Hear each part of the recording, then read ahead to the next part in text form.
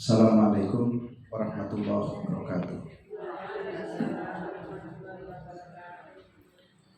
Alhamdulillah nahmaduhu wa nasta'inuhu wa nastaghfiruh wa na'udzu billahi min shururi anfusina wa min sayyiati a'malina. May yahdihillahu fala mudilla lahu wa may yudlilhu fala hadiya lahu. Asyhadu an la ilaha illallah wahdahu la syarika lah wa asyhadu anna Muhammadan abduhu wa rasuluhu la nabiyya ba'dah. Allahumma shalli wa sallim wa barik ala Muhammadin wa ala alihi wa sahbihi ajma'in, amma ba'd. Ibu-ibu jemaah sekalian rahmat Allah Subhanahu wa taala, kita akan melanjutkan kajian hadis dari kitab Bulughul Maram. Pertemuan sebelumnya kita sudah masuk pada bab qada, babul qada, bab memutus perkara. Nah, ini cocok bagi yang kerjanya di kehakiman, yang hakim, bagaimana hakim memutus perkara. Hadis 1413. An Amr bin al-As, dari Amr bin As radhiyallahu an, annahu sami'a Rasulullah sallallahu alaihi wasallam yaqulu, ia mendengar Rasulullah SAW bersabda. Jadi Amr bin As itu pernah mendengar Rasulullah SAW bersabda. Sabdanya, idza hakamal hakimu fajtahada thumma asaba falahu ajroni. Apabila ada seorang hakim, si hakim itu kemudian berijtihad. Berijtihad itu tentu mengerahkan daya kemampuannya untuk bersungguh-sungguh memutuskan satu perkara dengan benar, dengan jujur. Dan jika putusan yang diketuk itu benar sesuai putusan atau sesuai dengan hukum Allah dan Rasulnya, maka falahu ajroni, dia akan memperoleh 2 pahala. Wa idza hakama, dan apabila seorang hakim itu memutuskan satu perkara hukum, fajtahada, dia pun sudah berusaha untuk berijtihad, sungguh-sungguh juga untuk memutuskan satu perkara itu, summa akhta, kok ternyata putusannya itu keliru, salah, tidak tepat, falahu ajrun, dia dapat 1 pahala. Muttafaqun alaih. Hadis riwayat muttafaq alaih, Bukhari dan Muslim. Nah, penjelasannya begini. Ini sesungguhnya dalil ini secara umum, siapa saja orang berijtihad. Berijtihad itu bisa ulama untuk menetapkan satu putusan hukum, atau seorang hakim. Di sini konteksnya hakim dalam hadis ini. Dia seseorang itu berusaha sungguh-sungguh, atau yang lebih sederhana lagi, ibu punya kasus untuk memecahkan kasus anaknya itu, maka ibu berusaha sungguh-sungguh dulu. Ada 2 anak ibu yang berseteru memperebutkan waris atau memperebutkan satu perkara, maka ibu sebagai orang tuanya berusaha sungguh-sungguh untuk memutuskan perkara itu dengan sebenar-benarnya, tidak berat sebelah, tidak ingin memutuskan dengan anak yang merasa paling dekat, yang banyak saling memberi. Itu bukan karena sebab itu. Jadi berusaha dulu sungguh-sungguh. Setelah melalui proses, ya kalau istilahnya dengan ilmunya, dengan pertimbangan, dengan perenungan, maka diputuskanlah yang benar si A umpamanya. Jika ternyata itu putusan ibu itu benar dan setelah bersungguh-sungguh, maka insya Allah akan mendapatkan 2. Dan ternyata kok salah, memutuskan si A itu harusnya kan si B, maka ibu mendapatkan pahala 1. Jadi tetap dapat pahala, ya, walaupun keliru dapat pahala. Kenapa dapat pahala? Karena dapat pahalanya itu setelah dia berusaha sungguh-sungguh. Berusaha sungguh-sungguhnya, berusaha untuk adilnya itu. Ya kan, mungkin bisa saja ya namanya putusan itu bisa jadi benar, bisa jadi keliru, tetapi dalam hukum ya baik ya memberikan kewenangan sebenarnya kepada hakim untuk memutuskan satu perkara itu. Terkecuali memang di dalam benak si hakim sudah terbersit ingin memenangkan si A atau ingin memenangkan si B. Itu jelas salah, itu jelas berdosa. Atau mungkin pengecualian, ada memang orang atau siapapun yang berusaha mempengaruhi terhadap satu keputusan hukum sehingga hati nurani si hakim ingin mengatakan B, tapi kemudian karena ada tanda kutip ya intervensi atau ada titipan dan yang kemudian bla bla bla, hanya menjadi putusannya A. Nah itu di hadapan Allah dia juga sudah tahu ya itu keliru. Tapi yang di sini yang maksud mendapatkan pahala, kalau yang tadi kan ya dosa lah. Sudah tahu sesuatu yang benar A, kok malah memutuskannya B karena ada sebab intervensi atau yang lainnya. Tapi kalau di sini murni tidak ada sebab apapun, dia berusaha sungguh-sungguh ijtihad. Jika benar putusannya maka dapat 2 pahala, dan jika ternyata keliru putusannya dia dapat 1 pahala. Kenapa dapat pahala Bu ya? Kan salah putusannya. Nah, karena kesungguhannya. Baik, ada contoh yang sama. Ini kasusnya lebih sederhana tentang sholat. Ada 2 orang sahabat mau sholat, tidak ada air, akhirnya tayamum. Setelah tayamum, keduanya sholat. Setelah selesai sholat, ada air, umpamanya hujan lah ya, ada air. Yang satu berpendapat, ya kita tidak perlu mengulang sholat, karena kan tadi sudah. Tapi yang satu lagi punya si B berpendapat lah, ini kan ada air dan masih dalam waktu sholat. Tadi umpamanya duhur, sholat duhur jam 12 dengan tayamum. Jam 12 10 menit turun hujan. Si A mengatakan ya kita tidak perlu mengulang sholat, kan sudah sholatnya. Tapi kata si B, ini kan sudah ada air. Karena sudah ada air berarti kita harus berwudu dan kita harus sholat. Coba yang betul, yang tidak mengulang atau yang mengulang?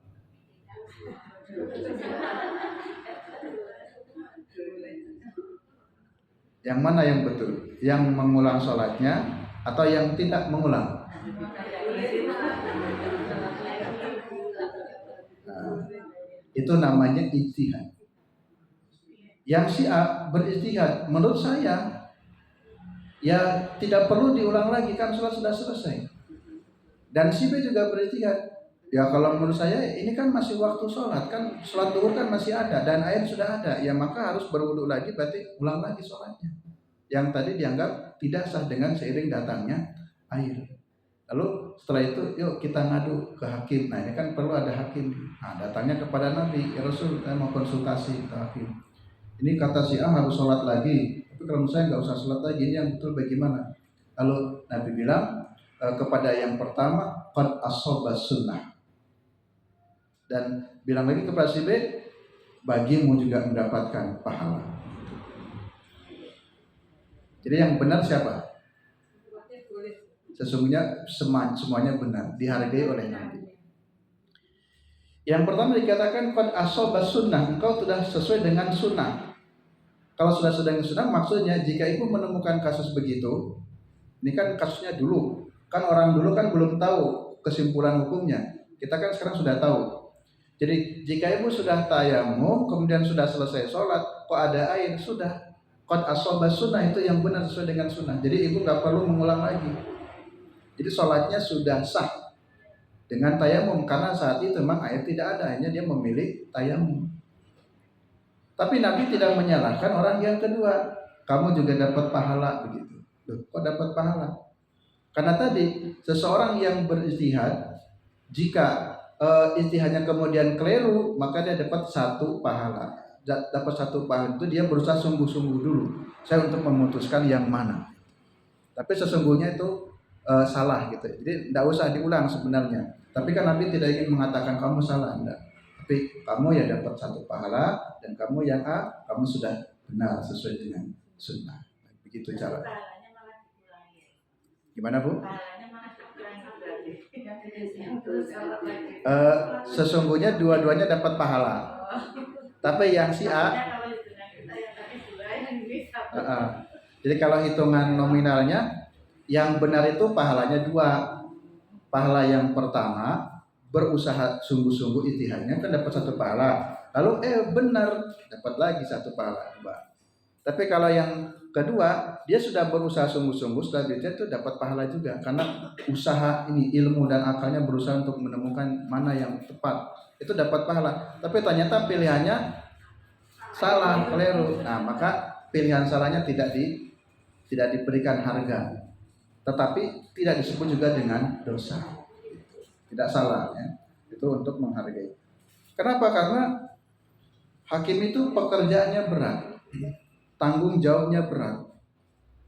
Ya, coba tanya kepada yang mungkin punya saudara hakim, kan berat sekali. Kemarin saya ngaji tentang hakim kan saat mau pilpres, masih ingat ya? Saat mau pilpres, bagaimana hakim memutuskan tentang status yang bisa jadi presiden atau wakil presiden, umurnya harus berapa? Tentu kan terjadi perdebatan. Lalu terakhir pilpres pun ada lagi sidang yang berkali-kali sidang untuk memutuskan benar atau salah atau bagaimana itu hakim untuk mengatakan benar dan salah atau A atau B itu perkara yang tidak mudah, jadi berat, sehingga hakim diberikan keleluasan untuk memutuskan sesuai dengan nuraninya setelah tentu dia membaca, mempertimbangkan dengan ilmu pengetahuan yang dia miliki tentang kasus tersebut, maka diputuskan. Adapun putusannya apapun maka akan dihargai sebagai jerih payah ijtihadnya.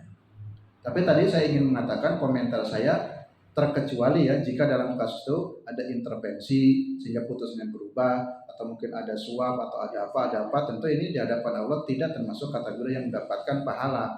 Jadi Allah memberikan pahala itu kepada semua hakim yang berusaha sungguh-sungguh benar, putusannya entah salah entah tepat menurut Allah dan Rasulnya itu dihargai. Baik. Sehingga menjadi seorang hakim itu memang dibutuhkan kecerdasan. Gak bisa hakim yang gak cerdas gak bisa mimpin. Ibu pun butuh seorang ibu yang cerdas, karena harus memutuskan perkara. Mungkin ada perselisihan perkara dengan anaknya, atau mungkin dengan anak mantunya, atau mungkin dengan saudara-saudara yang lainnya. Gimana itu putusannya? Maka harus cerdas. Saya ingat contoh Umar bin Khattab. Tapi nama hakimnya saya lupa ya, tapi ingat ceritanya. Umar bin Khattab itu pernah terjadi perselisihan. Umar itu membeli unta kepada sahabat A, saya sebut saja A ya. Oke, kalau sekarang biar lebih contoh mudahnya, mau korban beli sapi. Ini Umar beli unta.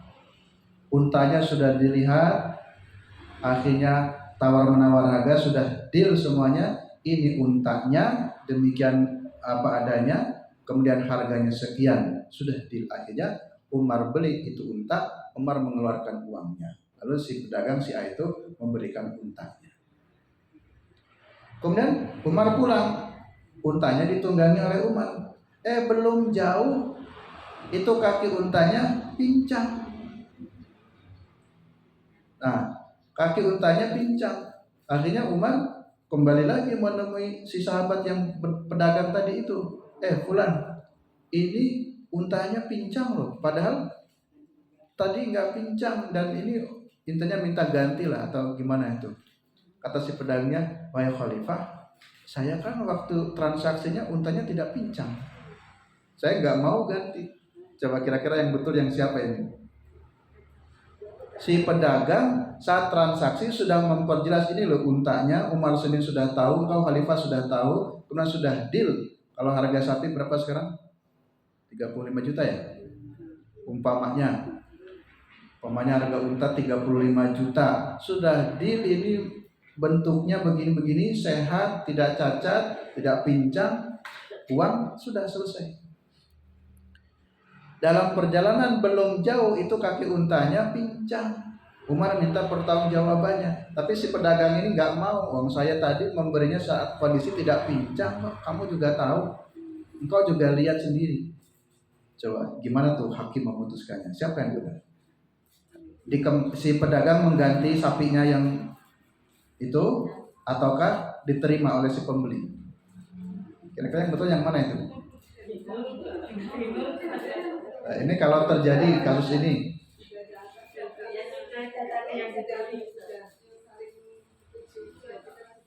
kalau sudah akan terjadi, berarti jika terjadi cacat ya nggak bisa dikembalikan. Lebih dari 24 jam. Oh, 24 jam. Akhirnya karena Khalifah Umar belum sepakat dengan pedagang ini, hanya meminta mengajukan, yuk kita cari hakim, kita cari orang, gimana nih putusannya. Akhirnya lewatlah seorang sahabat, saya lupa ya, mohon maaf ya, nama, ada seorang sahabat lewat. Lalu kata si pedagang itu, kayak Khalifah, beliau saja, kita tanya pada beliau. Lalu kemudian si beliau itu, pokoknya si B dipanggil oleh Khalifah, lalu dijelaskan bagaimana menurut pendapatmu. Yang intinya, apakah si pedagang itu harus mengembalikan uangnya karena untanya cacat, ataukah Umar harus menerima unta yang cacat dan tidak boleh untuk meminta lagi uangnya atau dikembalikan uang. Mana yang betul menurut kau?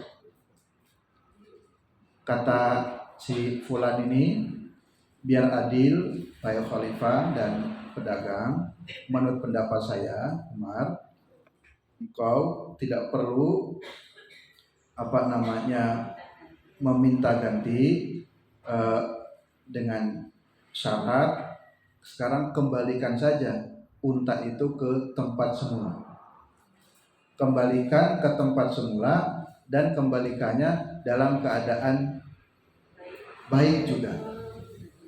Jadi engkau kembalikan saja ke tempat semula atau ke kandang umpamanya, dan posisinya harus seperti semula lagi. Kira-kira bisa enggak? Enggak bisa toh? Karena sudah pincang, sudah cacat.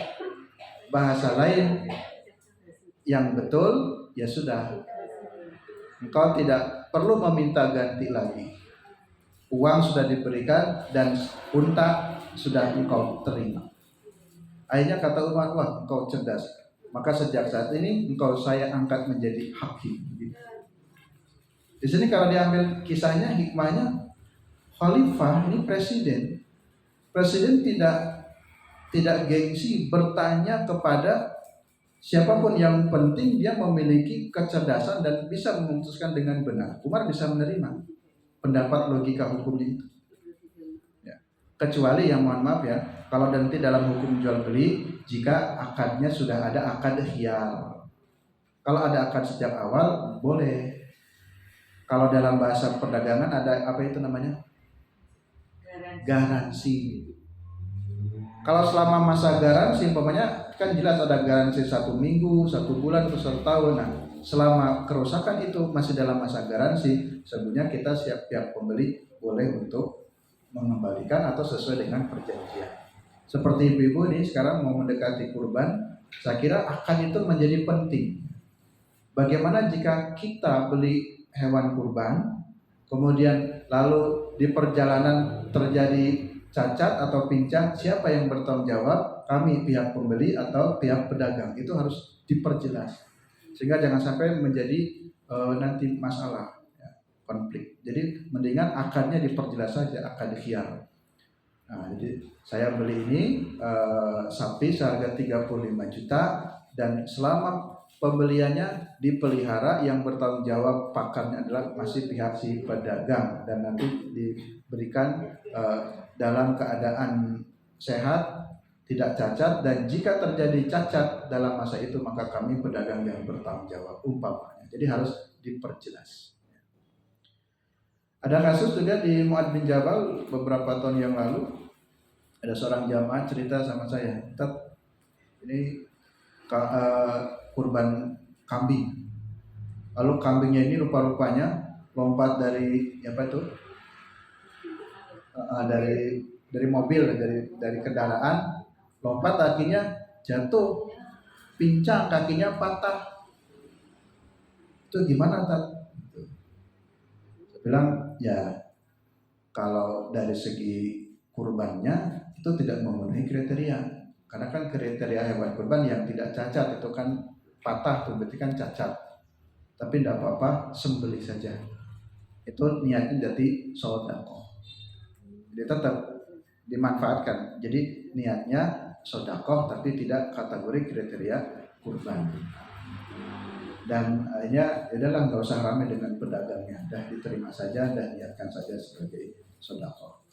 Tapi dari segi pembeli dirugikan, tapi karena tidak ada akad yang jelas kalau terjadi begitu, siapa yang bertanggung jawab? Kan tidak jadi niat kurban karena hewan kurbannya patah.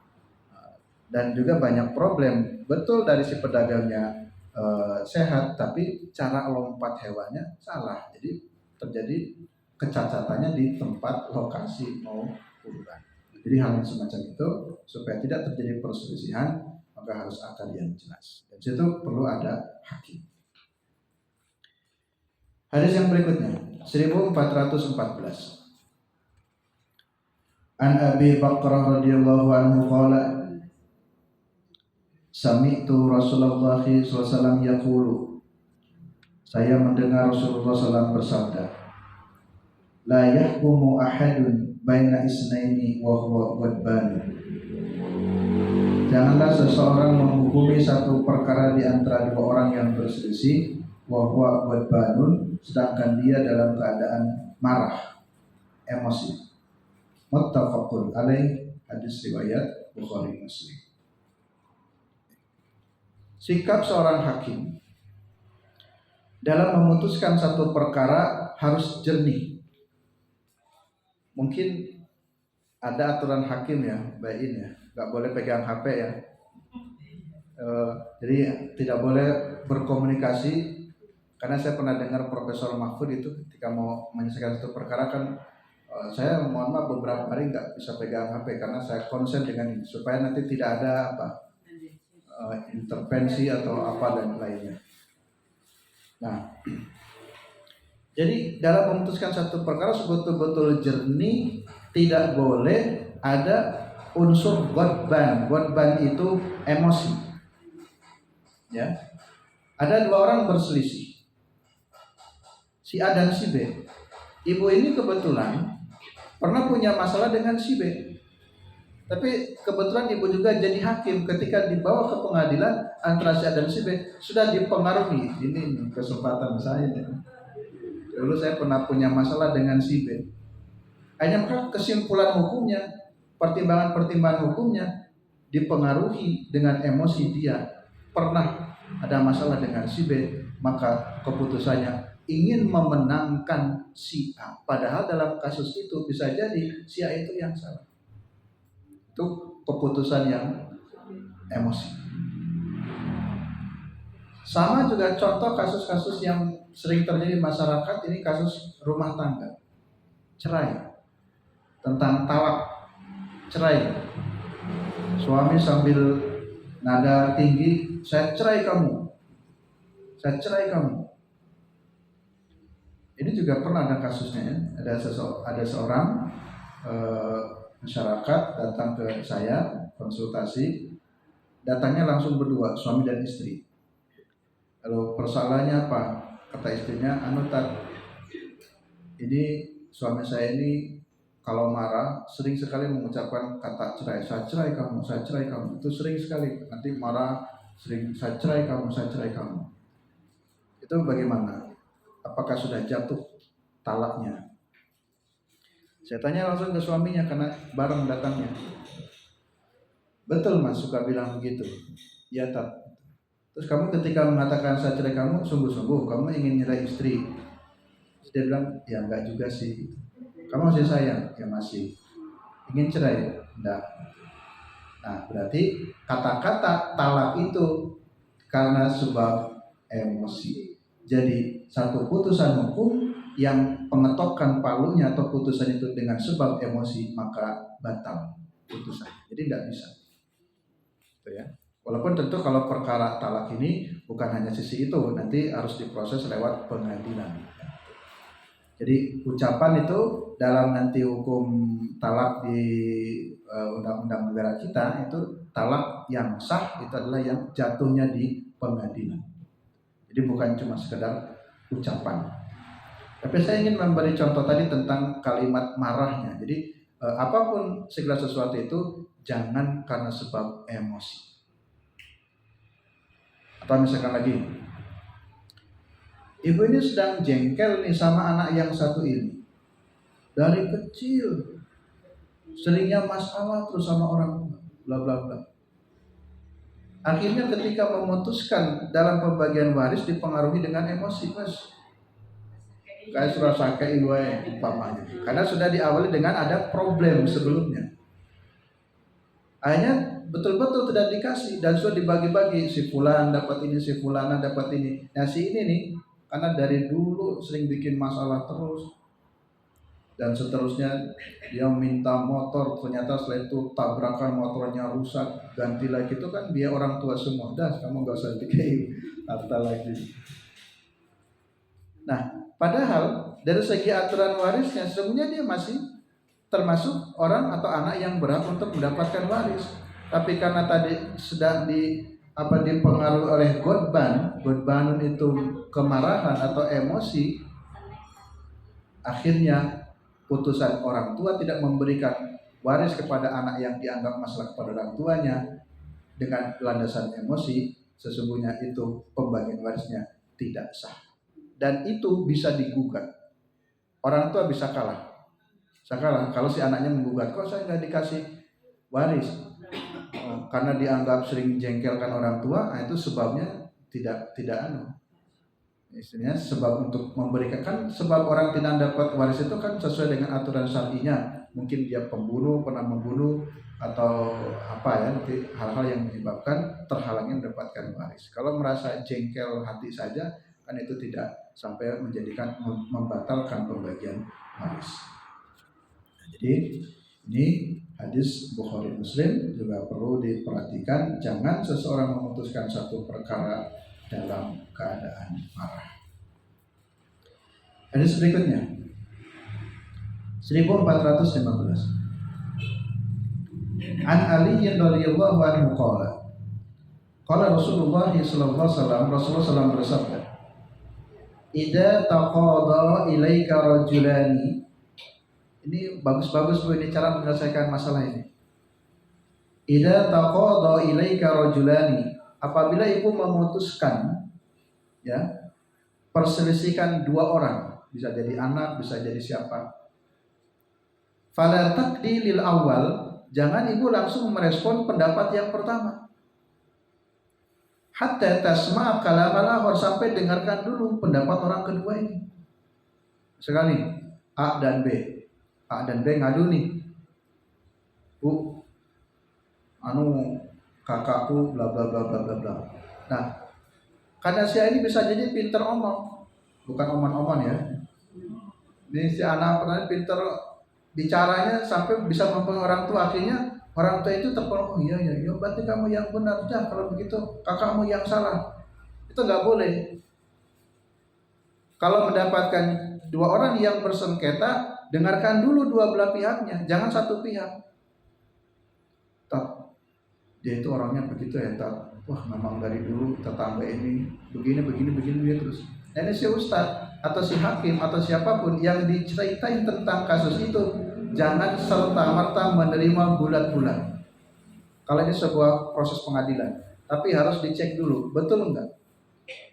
Ada tabayun, mungkin versi A bisa jadi begitu, versi B bisa jadi berbeda lagi. Maka di sini dalam hadis dikatakan fala taqdi lil awal, kamu jangan memutuskan dengan orang yang pertama, karena orang pertama yang datang duluan bla bla bla bla bla, apalagi datangnya juga bawa oleh-oleh terus di amplopi, ya itu kan salah mana. Hakim, jaksa kan banyak yang begitu, pengacara, lawyer yang disebut dengan sekarang politik transaksi, itu kan memang betul dan bukan rahasia. Jadi ini rahasia yang bukan rahasia sebenarnya. Hanya terpengaruh dengan siapa yang datang. Kalau bahasa kita wani piro, itu wani piro itu ya betul. Harusnya jangan langsung putuskan, tapi hatta tasma'a kalamal akhar, dengarkan dulu orang yang keduanya. Jadi nanti ya baik, saya sudah mendengar semuanya apa yang dijelaskan oleh ibu pertama. Namun demikian saya perlu juga mendengar penjelasan dari ibu yang kedua. Apa betul Ya. Pernah tak saya papasan dia nggak mau nengok, malah jangankan ngelakson manggut nggak mau, malah bablas saja, itu kan nggak sopan. Ternyata kalau sudah di cross check, Bu, Ibu tadi papasan lihat ini, enggak lihat. Loh, kok begitu? Cepet-cepet, kebelet Oh. Padahal yang ngebut itu kebelet tapi yang satu sudah suudon. Gak mau nyapa, gak mau ngelaksoni. Padahal dia tuh ngebut itu karena kebelet hajat. Jadi harus didengarkan dulu, jangan langsung diputuskan. Iya ya, masa sih ngebut gak mau menyapa, ini memang sudah gak benar lah, gak baik. Pak kita tanya dulu, ternyata tadi mungkin dia pas ngebut, pas gak lihat juga. Ya, bukan berarti yang nggak sopan pas papasan naik motor diajak manggut, sekali nggak pernah manggut, ini sombong.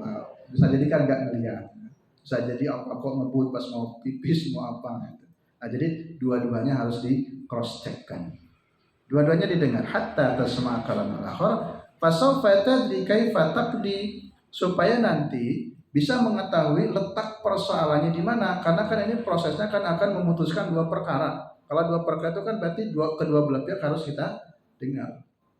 Ya, seperti kemarin kita melihat putusan MK kan masing-masing tuh dari 01 silakan alasannya apa, pendalilannya apa. Dari 02, 03 itu kan semuanya harus didengar dulu oleh hakim. Ya, jadi kemudian dipelajari dan dipertimbangkan. Qala Aliyun famaziltu qadiyan ba'du.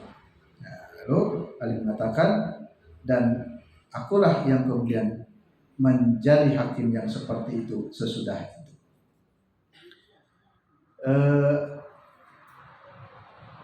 Lanjut nih, ada lagi saya ingin memberi contoh. Lanjut hadis berikutnya 1417. An Ummi Salamah radhiyallahu anha qalat, dari Ummu Salamah ia berkata, qala Rasulullah sallallahu alaihi wasallam bersabda, innakum takhtasimuna ilayya fala'ala ba'dukum ayyakun alhana bi hujjatihi min ba'din faqdiya lahu ala nahwi ma'asma'u minhu faman qata'tu lahu min haqqi akhihi syai'an fa inna ma'aqta'u lahu qit'atan minan nar. Ya Rasulullah SAW bersabda, sesungguhnya kamu tuh berperkara kepadaku, bisa jadi sebagian dari kamu lebih pandai menunjukkan alasannya dari yang lain, lalu aku putuskan buat keuntungannya menurut apa yang aku dengar daripadanya. Dari itu, barang siapa berikan kepadanya sesuatu dari hak saudaranya, maka yang demikian tidak lain melainkan aku berikan kepadanya sepotong dari neraka. Nah, jadi ini contoh. Jangan terpengaruh dengan pembicaraan yang pertama, atau juga jangan terpengaruh dengan pembicara yang kedua. Bisa jadi si pembicara pertama itu pinter berhujah atau pintar berdalil, atau bisa juga sebaliknya ya. Kalau di sini bisa jadi orang pertama, tapi maksudnya untuk mempertimbangkan orang kedua juga. Sehingga jangan sampai keputusannya itu dipengaruhi karena pintarnya beralasan, berargumentasi yang sebenarnya nanti bisa menjuruskan dia menjadi masuk ke dalam neraka, qit'atan minan nar. Jadi jangan sampai seperti itu. Nah, saya ingin beri contoh. Ini sahabat siapa, Iyas kalau nggak salah ya tuh. Nah, jadi ada contoh gini, ini tentang hutang piutang. Maka hutang piutang pun itu harus dicatat faktubuh, ya, faktubuh. Kalau hutangnya sedikit saja mungkin bisa diikhlaskan ya. Ya sudahlah, kemarin pesen ke Bu Asi, mohon maaf belum sempat bayar atau lupa, kata bahasa dalam buat sedekah saja. Bisa jadi ya. Tapi kalau hutang dalam konteks tertentu harus dicatat. Nah, ini ada perselisihan. Saya sebut saja si A dan si B. Kata si A, saya sudah memberikan uang itu, saya sudah bayar, dan ingat waktu itu saya bayar di bawah pohon. Kata si A nih, ingat betul wahai khalifah, jadi ini saya sudah bayar utang itu, ingat disebutkan nominalnya sekian, kalau pakai amplopnya sekian, dan ingat tempatnya pun di bawah pohon disebutkan. Terus hanya ini si khalifah, ini saya lupa khalifahnya juga ya. Nah, tapi ini contoh-contoh kasus saja. Hanya tanya lagi pada yang kedua, ini si B, benar yang dikatakan oleh si A. Kata si B, enggak khalifah. Yang dikatakan saya itu bohong semuanya. Saya nggak tahu pohon yang mana. Jangankan pohon yang mana, saya dengan dia saja nggak kenal kok. Jadi dia berpura-pura saja. Sebenarnya saya nggak punya hutang, tapi pura-pura punya hutang, dan sebaliknya kira-kira begitu. Jadi saya nggak kenal dengan dia malah. Nah, kalau ibu jadi hakim, yang benar yang mana ini? Yang satu mengatakan, benar saya sudah memberikan uang itu seharga sekian, bahkan tempatnya pun ingat di gerbang pondok Fauzul Muslimin. Ingat waktu itu di teras kan sedang ngobrol, kok ibu lupa? Kata si ibu ini, demi Allah Ustaz, saya itu nggak menerima sepeser pun, bahkan saya juga nggak kenal dengan ibu ini. Nah, kira-kira begitu. Kira-kira yang betul gimana? Yang mana bu yang betul?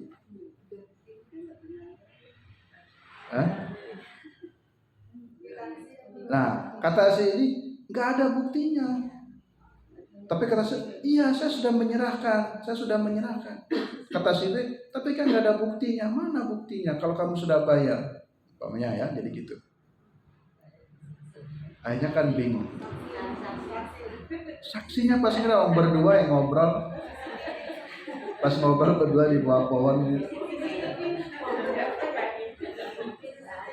Ini Bu ya, ini saya bayar nih. Ingat kan dulu waktu itu sedang ngobrol di teras berdua, ada saksinya. Pas di pohonnya nggak ada CCTV. Nah, akhirnya diadukanlah kepada hakim yang tadi cerdas, dibutuhkan kecerdasan. Ya. Hanya kalau nggak salah itu IAS namanya ya, hakim IAS. Ya sudah gini saja, Fulan, sekarang kamu kembali ke tempat pohon yang katanya kamu ngasih uang. Udah kamu kesana aja. Dan si B, kamu tetap tinggal di sini. Ya, tunggu saja di sini, karena saya mau menyidangkan kasus-kasus yang lainnya. Dia hanya hakim IAS sini, terus menyidangkan, ada orang tanya, dilayani dulu. Si B ini diabaikan. Sampai lama, terus IAS menyempatkan dulu menyapa si B ini yang nunggu mungkin di tempat situ ya. Fulan, kira-kira si A ini sudah sampai ke pohon yang tadi belum? Kata si B dengan langsung jawab, saya kira belum sampai itu. Akhirnya setelah itu putusannya tahu yang mana?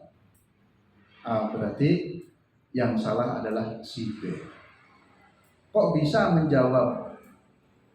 Kayaknya belum sampai itu.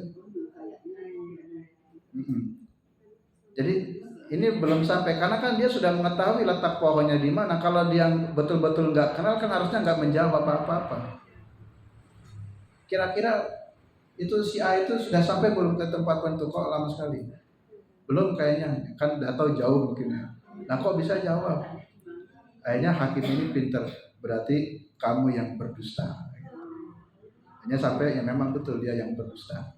Nah jadi memang harus pinter-pinternya ya. Nah, seperti satu contoh kasus lagi, dulu ada seorang ibu rebutan. Ibu rebutan anak. Kata ibu yang A, ini anak saya. Kata si B, enggak, ini anak saya. Jadi masing-masing mengatakan ini anak saya. Gimana cara penyelesaiannya?